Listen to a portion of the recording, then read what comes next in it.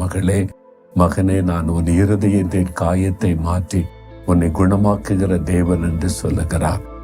ஆண்டவரிடத்துல உடைய மனம் திறந்த அந்த காயத்தை சொல்லுங்க. இந்த காரியம் என்னை காயப்படுத்தி விட்டது, இந்த வார்த்தை என்னை காயப்படுத்தி விட்டது, இதுதான் என் மனசுல நினைத்து வேதனைப்பட்டு கொண்டே இருக்கிறேன், எனக்கு ஒரு விஷயம் என்று சொல்லுங்க.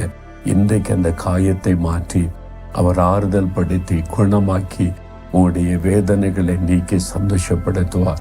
இருதயத்துல கை வைத்து சொல்லுங்க, ஆண்டவரே, இருதயம் காயப்பட்டு போனது, உள்ளத்துக்குள்ள இந்த வேதனை, மன வேதனை துக்கப்படுத்தி கொண்டே இருக்கிறது.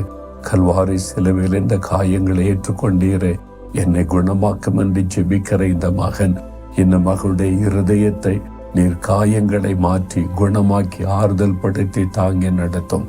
இயேசுவின் நாமத்தில் ஜெபிக்கிறேன் பிதாவே. ஆமேன், ஆமேன்.